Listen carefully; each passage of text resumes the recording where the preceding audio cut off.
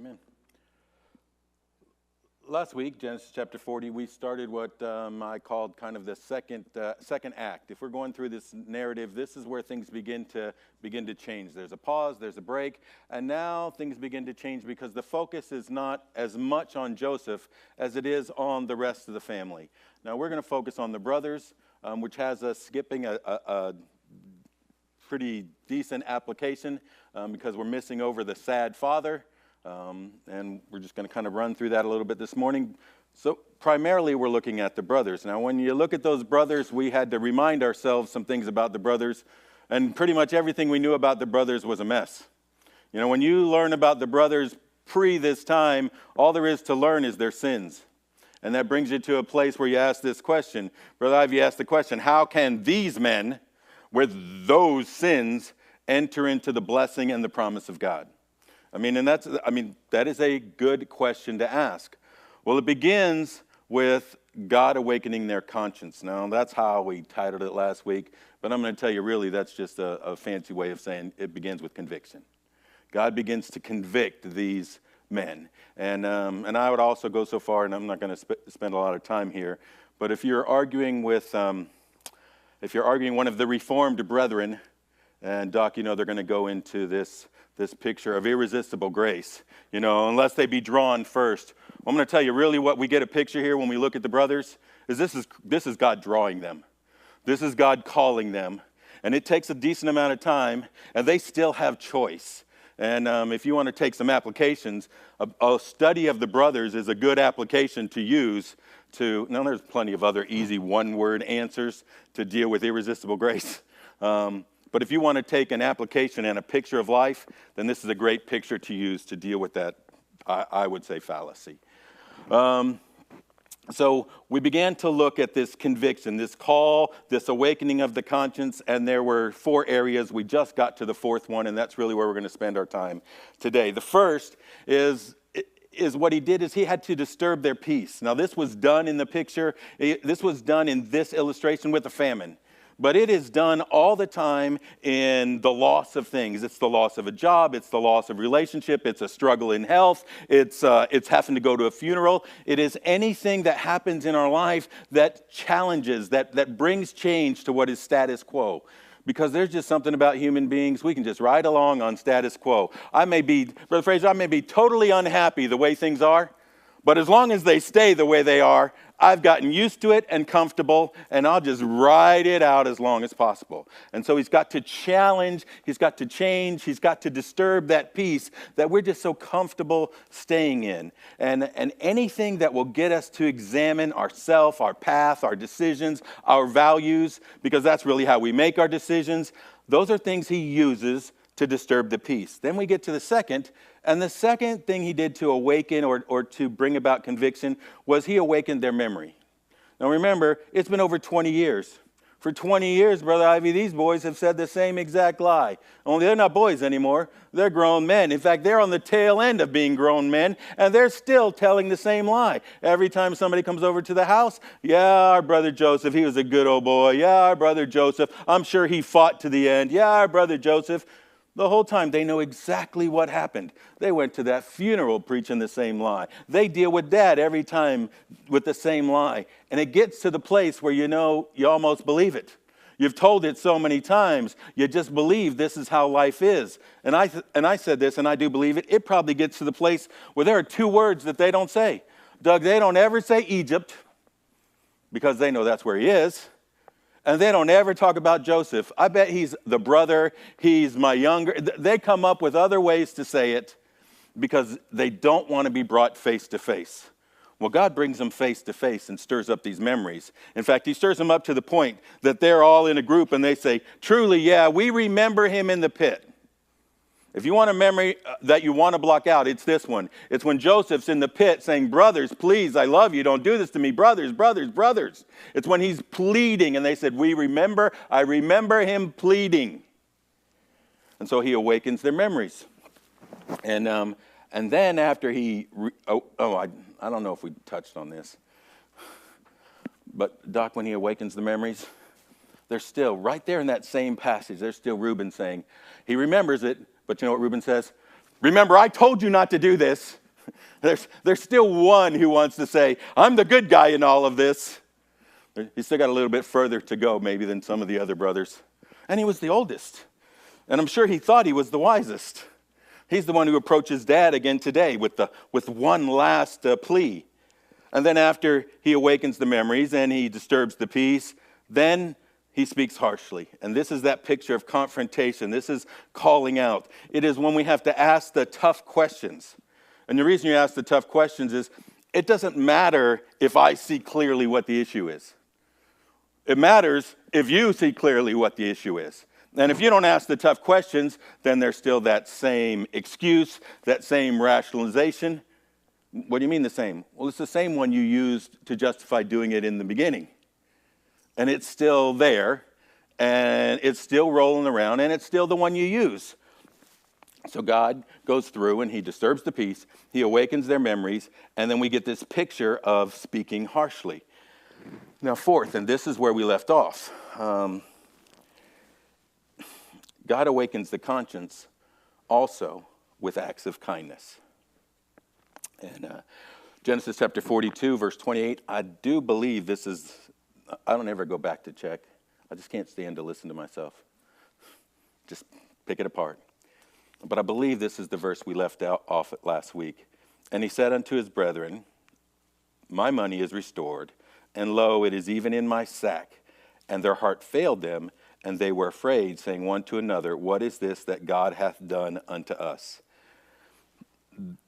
By the way, in this entire narrative, Brother Ivy, in this entire narrative, this is the first time any of the brothers mention God.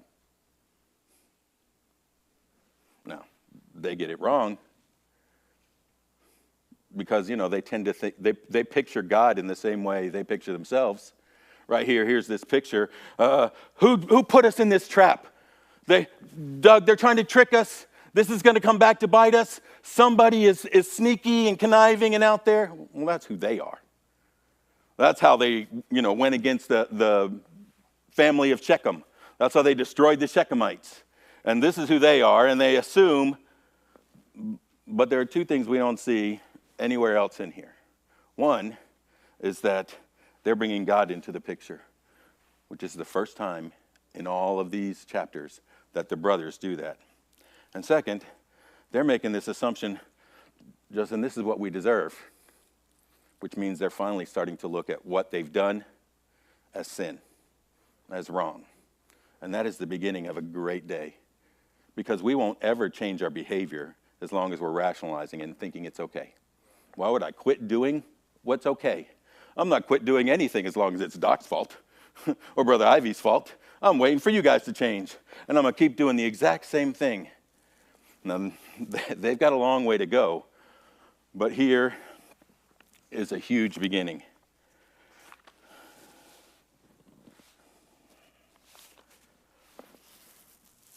When you go through this passage we're going to get to here in a few minutes, and we're going to go through it quickly, it's a chapter and a half. Chapter and a half in 15 minutes. I'm impressed with myself. I haven't done it yet, but I'm already impressed with myself. It really is a great narrative to preach on forgiveness. Now, we're going to go through here and try to keep it in the same picture as we've gone through this entire study. It's just snapshots as you fly overhead. But I'm going to tell you, this is, as you go forward, you have to picture this. As we begin to see these brothers, let's see how I can do this. Oh, here you go, Ben. Ben, have you ever been pulled over by the police? Yeah, me too. And the whole time, before you even stop the car, you see the lights in the back. And immediately, Brother Moyer, what starts going through your head is, I can't afford to pay this ticket. Let me tell you all these other things I have to do. Okay, maybe they're a little shame. The last thing I want to do is go home and tell my wife and let the boys know that I got a ticket, because, I'm going to hear about that for the next 20 years. And then you start thinking, I'm going to hear about that for the next 20 years. And you know what? This is going to affect my insurance for the next 5 years. And it just gets bigger and bigger and bigger. And it just gets harder and harder and harder. And then they come up to the door and they walk you through the whole thing. And you know what happens if they write you a warning ticket? It is like, that's exactly the word. It is just, whoo, All of that pressure, Justin, that I create in the 15 minutes, because they always make you sweat. They're never in a hurry. They're back there, they're checking that license. It's a 15-minute deal. And if you're in a hurry, you got no chance of the warning ticket. But when they just get you a warning ticket, all of that pressure, it's just pure release. And I'm going to tell you, that's the great thing about forgiveness. It is just pure freedom. It's pure release. And that not only is a godly trait, it is supposed to be a family trait. It is supposed to be one of the reasons why we're so comfortable in here. Because there's just, when I come inside this room or when I talk to this group of people, I don't have to hide. I don't have to live in the dark. Doug, I don't have to be afraid of what you might know or how you might look.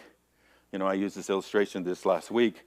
It's like going to the dentist. I go to the dentist. I want him to know I have a cavity. If I have a cavity, I want him to fix it. Having a dentist who just ignores the cavity, Brother Ivy, what good is that? When we come in here, we still deal with sin. We still see sin. But I don't want that dentist when I leave to walk around and talk about to all the dental hygienists and everybody in the room, man, that was a disgusting human being. And that's forgiveness. Now, if we wanted to be more real, this is not a ticket.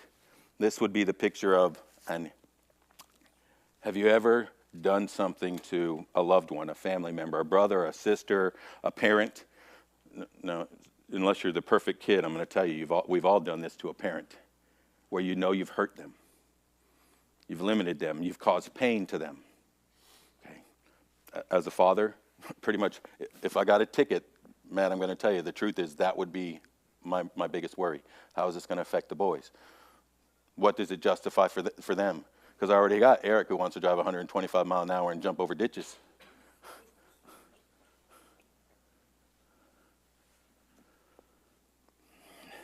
And you've done hurt. So this is what happens when you do that. When you know there's pain, there's always things in life. Brother Glenn, there's always things in life, and it becomes easy and natural to now just stay on the other side from Brother Ivy. I have an issue with Brother Ivy. Brother Ivy doesn't have an issue with me, but I know I've hurt him, so you know what I do? How you doing, Brother Marvelous? Yep, good. And we just kind of keep the distance. That happens in family. But in family, sooner or later, there's a wedding or a funeral or a holiday get-together. Brother Fraser, I'm going to end up having to be right here with Brother Ivy. And that creates all this anxiety before it happens.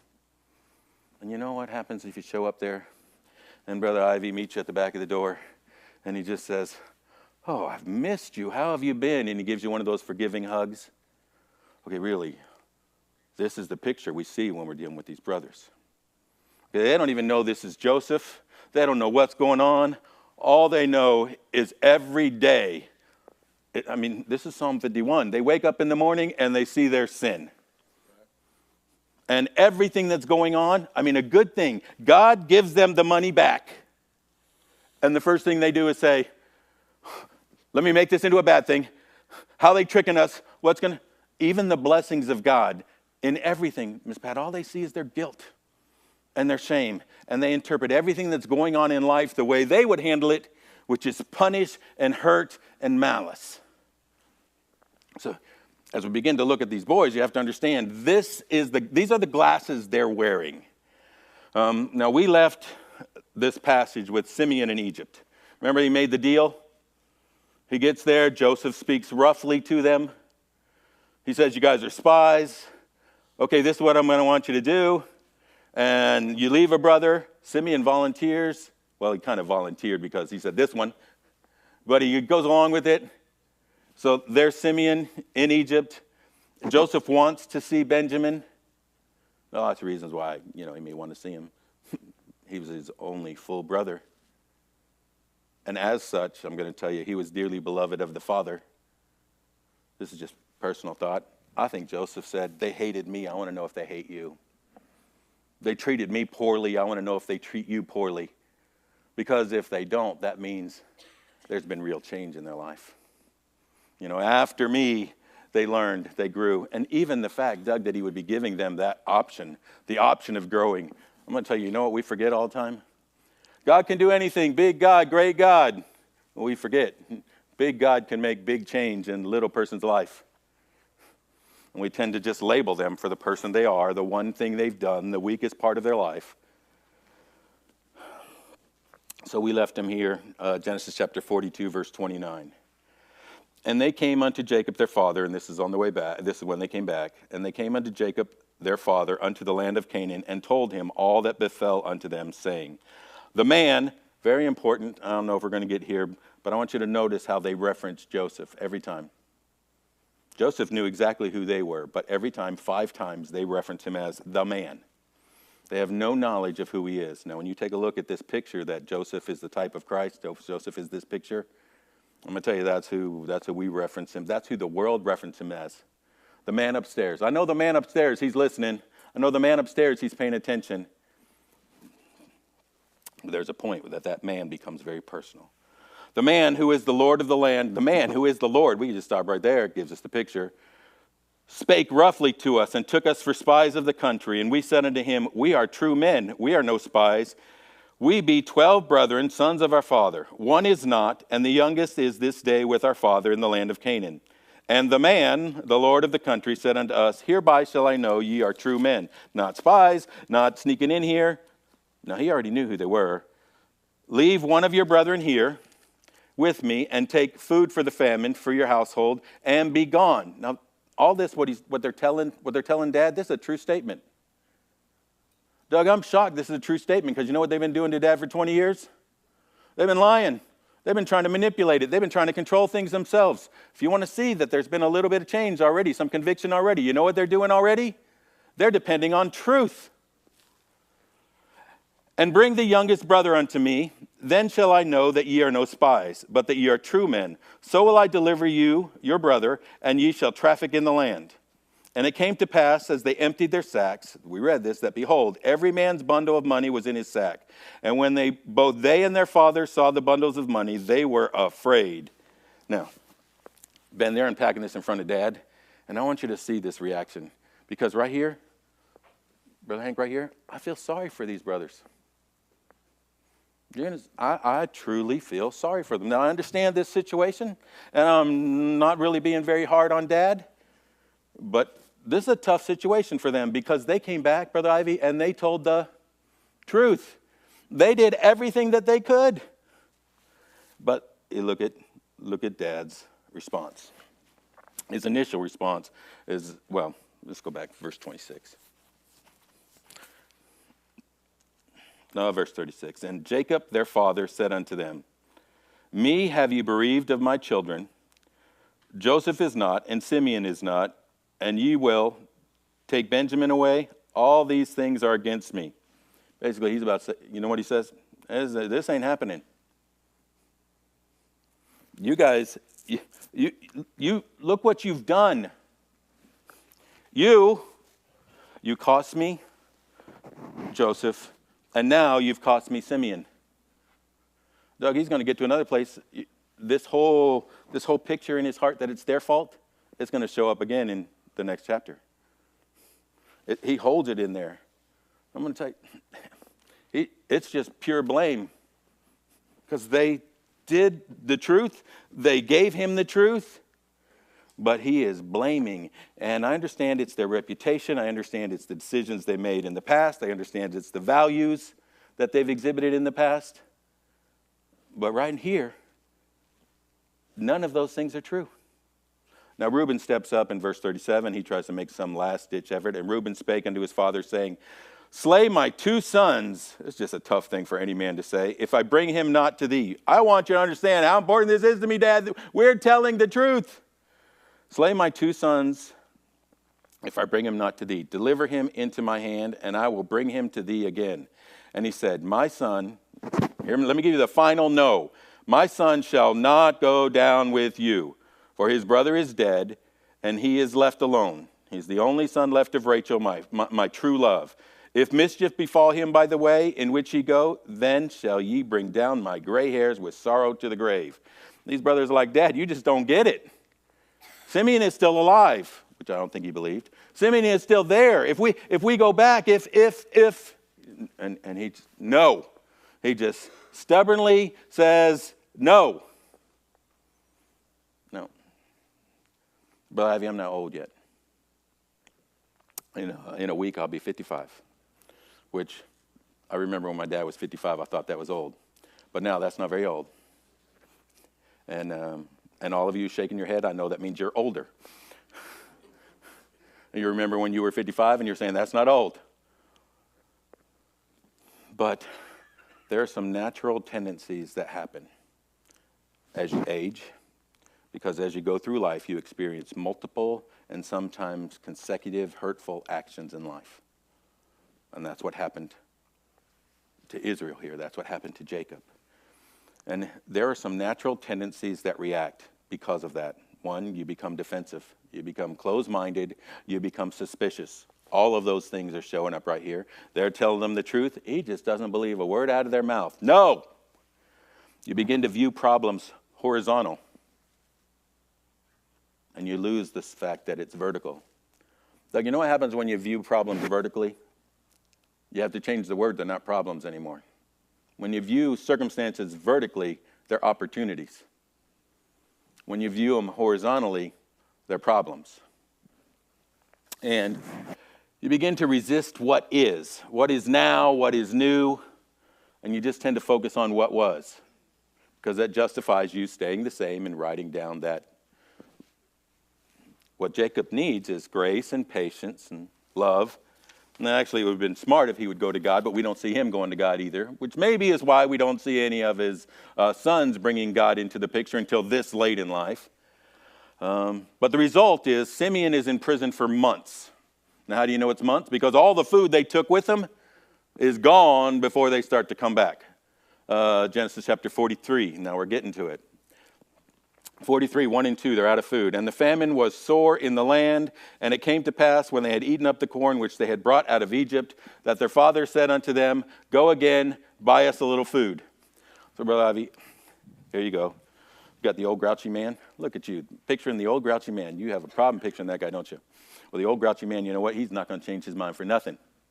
So I'm sure these brothers, because they know they left Simeon back there, and they probably promised their firstborn and their secondborn and Simeon, don't worry. And they left him back there. So I'm sure they quietly try to politely bring it up again and again and again. But it's going nowhere. Because, no, not going to happen. But then we get to verses 1 and 2. And now the grouchy man says, you know what? We're all going to starve. I want you to go back down there and get some more and come back again. Because, Doug, he didn't believe a word they say. Either he doesn't believe it or he doesn't believe it. Because somehow he just doesn't get it. And that's what happens in verse 3. Verse 3, one of his sons have to remind him. And, here it is. They're sticking with the same story. And Judah spake unto him, saying, the man, again, third time, did solemnly protest unto us, saying, ye shall not see my face, except your brother be with you. Don't you come back here without him. If thou wilt send our brother with us. It's the same problem, Dad. If you will send the brother, if you'll send the beloved son, we will go down and buy thee food. Well, here's one of those great pictures. I mean, this is a picture of a human father. And Doc, I understand this. I got to honestly tell you, I don't know if I would send one of my sons. Not knowing whether he's coming back or not. I think the urge to protect might be more important. But we have a heavenly Father who sent his son. And there's a great contrast here between the two pictures. Anyway, so we get this picture. And again, I'm just going to say, if you're caring for an aged parent, you might find that the burden of life's disappointments and the frustration of just their declining ability leads them to make some assumptions and to say some unkind things. And what they need is a little grace and a little patience and a little conversation with God. And I'm going to tell you, I am so impressed how the brothers responded. Because it would be very easy to take this picture. Dad, why don't you trust me? Dad, you always assume the negative. Dad, you're always blaming us. Dad. It would have been easy to take that picture. But that's not how they respond this time. And by the way, it would be easy to protect and defend self. The easiest way to defend self is to attack others. But they were calm, and they were true, and they didn't let this get personal. Because, listen to Dad. If thou wilt send our brother with us, we'll go down and buy thee food. Dad, if you just, we'll get it done. We'll do it. But if thou wilt not send him, we will not go down. For the man said unto us, ye shall not see my face, except your brother be with you. This is the problem. This is how it is, Dad. You're not getting it. And Israel, Dad, said, wherefore dealt ye so ill with me? Doc, he's still blaming them. Why did you create this problem? Why did you tell the man whether he had yet a brother? Why did you even let him know that you had a brother? Why did this come out of your mouth? Look how far he's going to push blame. We wouldn't even be here if you didn't tell him you had a brother. Why did you tell him you had a brother? Well, please tell me where it was a sin to tell me you had a brother.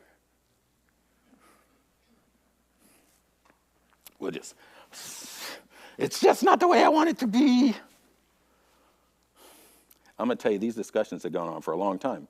Verse 10, for except we had lingered, this is part of the response, for except we had lingered, surely now we had returned this second time.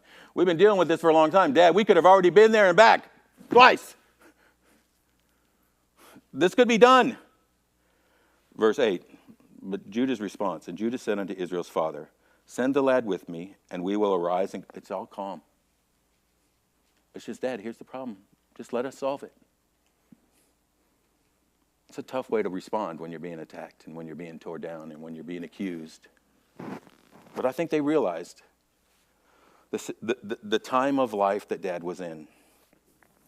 They also realized the desperation, and so did Dad. Verse 8, and Judah said unto Israel's father, send the lad with me, and we will arise and go, that we may live and not die, both we and thou and also our little ones. Dad, there really isn't any choice.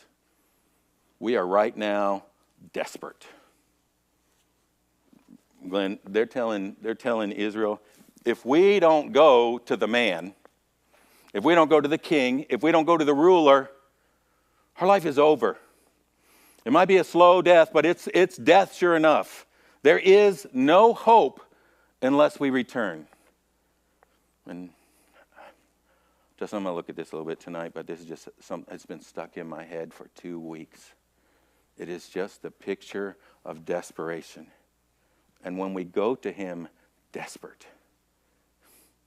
broken, it's the way he wants it. And nothing changed for months until they got desperate. You know how hard we work not to get desperate?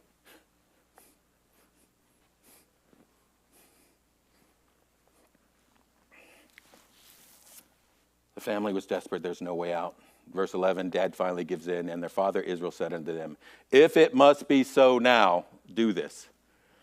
He's still not ready to take back all of his swings.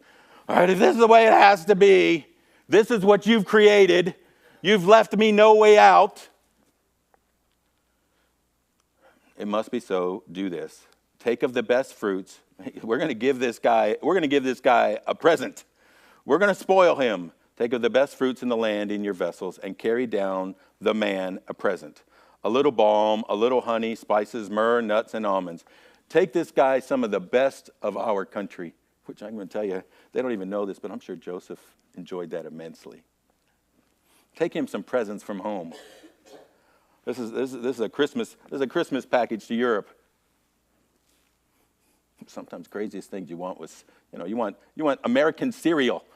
You only get 5 types in the commissary. Yeah, you want mayonnaise. That's true. I forgot that. And he goes, and take double the money. Brother Ivy, I am sure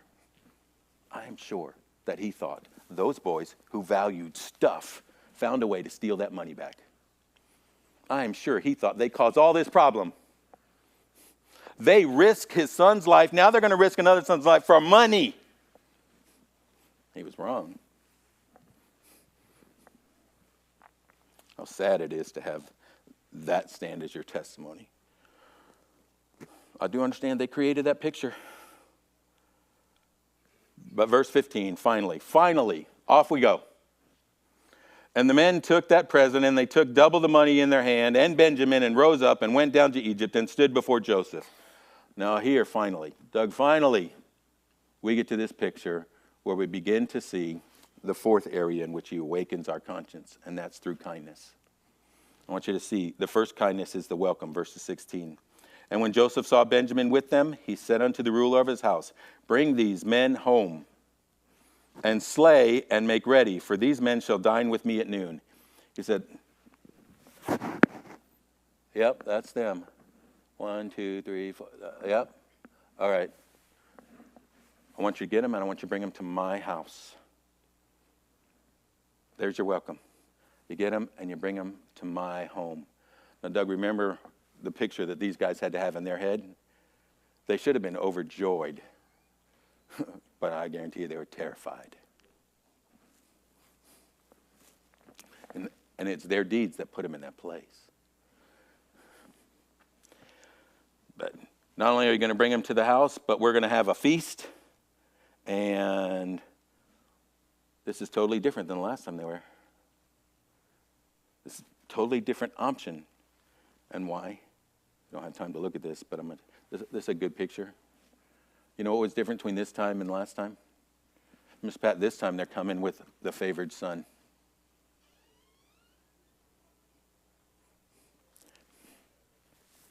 If I try to go to him on my own, can't get there. You know how I get there? I get there because I have been renewed, reborn, given clean passage to the family and to the table. But Doug, that happens through the beloved Son. And that's the picture we have right here. This is the difference. This time he comes and he brings the beloved Son, and he gets a welcome. Now verse 18, and the men were afraid because they were brought into the house. And they said, this is because of the money that was returned in our... This is because they gave us the money back. Somebody did this to us. Somebody trapped us. Somebody's trying to get us in trouble. At the first time we brought it, and he may seek occasion against us and fall upon us and take us, our bondmen and our asses. Man, it's just one of those things that just sticks out to me. Look at what they think. They get to go to the ruler's house. They're going to have a banquet. All of these things are going to be there, and the only thing they can think is, this is a trap. He's going to jump on us. They're going to kill us. They're going to take our stuff. Now, who would do that? Well, that's exactly what they did. It's exactly what they did to the Shechemites. They baited them. They trapped them. They waited until they were weak. They fell upon them. They slew them, and they took their stuff. That's one of the great challenges in life. We tend to think everybody thinks just like we do. We tend to think God thinks just like we do. You know, it is one of my favorite verses, the last verse in 1 John. My little children, keep thyself from idols. We always think, keep myself from idols. Well, I'm not going to worship money, and I'm not going to worship power, and I'm not going to worship little statues, and I'm not going to be part of that. Yeah, but sometimes we worship a God of our own creation. And we make him just like us and think just like us. It's kind of this picture we have right here. They're making the ruler think just like them. And that brings in nothing but fear. Second kindness. We see that in verse 19 when we get to the steward. And they came near to the steward of Joseph's house, and they communed with him at the door of the house, and said, "O sir, we came indeed down at the first time to buy food." They're about to just throw up all on him. "Before we go in there and you kill us because you think we took the money, let me tell you, it's not our fault. And it came to pass when we came to the inn that we opened our sacks, and behold, every man's money was in the mouth of his sack, our money in full weight. And we have brought it again in our hand." Look, we're not trying to do this. "And other money have we brought down in our hand to buy food. We cannot tell who put our money in our sacks." And here you go. Here's his response. Verse 23. And he said, "Peace. Don't sweat it. Peace be to you. Fear not. Your God," I just love this. It's an Egyptian that has to tell them. Let me tell you, you have a good God. It is an Egyptian who has to remind them that God is good and wants good for them. Because they have built in their heads so much that we deserve punishment. They have no idea of forgiveness or restoration. Peace be to you, fear not. Your God and the God of your fathers have given you treasure in your sacks. I had your money. I had it. You paid me. I saw it. And then, so he gave him this, he gave him this whoof moment. And then he brings Simeon out, which I guarantee you too, the whole way there, they didn't even know if that was going to happen. We're going back. We're going to do the right thing. But they thought this was a trap. They thought they were going back to their death. They think we stole, they baited this, we're going to go back, they're going to take everything. And so the second kindness we see from the steward, we see more, no, God gives you good gifts. And then the third kindness, we see the release. And the fourth kindness happens in the banquet. Let's go down to verse 27, because we're running out of time. Verse 26, and when Joseph came home, they brought him the present which was in their hands into the house, and bowed themselves to him to the earth. And he asked them of their welfare. This is totally different than last time when he spoke roughly to them. How you been? How's life? How's your dad? Is he yet alive? And they answered, thy servant, our father, is in good health. He is yet alive. And they bowed down their heads and made obeisance. And he lifted up his eyes and saw his brother Benjamin, his mother's son. And he said, is this your younger brother, of whom you spake to me? And he said, God be gracious unto thee, my son. He's got a banquet for them. He's speaking kindly to them. He just spoke a blessing unto Benjamin. This is totally different than the last time. This is complete switch, 180. Now, there's no reconciliation yet. That doesn't happen until chapter 45. But there's a lot for us to learn here about forgiveness, about peacemaking. You go through this, and the conscience is awakened through the disturbing the peace, through the speaking roughly, but very much here through the kindness. And I'm going to tell you, it's really important. We all know this statement. We all say it, but nobody cares what you know until they know that you care. You know why that's so important? Because it now makes you trustworthy. You're not trying to control me. You're not trying to put me into a corner. You're not trying to. Guess what? Guess what this kindness is showing? It's showing that I know you and I care. He sets them at the banquet. There's 3 tables there because an Egyptian's not going to eat with the Hebrew. They're not going to eat at the same time. But he sets them in birth order. They're like, how does he know this? This kindness makes him trustworthy. It also makes him approachable. It takes away the fear. Doug, it takes away the fear of if you know me, then the attack and then all the malice that I would do. See, there are 3 quick things. I'm just going to read them. That's why we're called the truth and love. All the truth in the world with no love, and people aren't going to talk. They're going to hide. They're going to run. But who is Joseph here? Well, just listen to these 3 things. Joseph is the ruler who knows them, even they don't know him yet. We have a God who knows us, everything we do, even though we don't know him yet. Joseph is the brother who loves them, even though they don't yet love him. In fact, it says when he sees them, he has to go and cry because he's so moved with compassion. Chapter 43, verse 30. Who is Joseph? Joseph is the victim who is about to forgive them.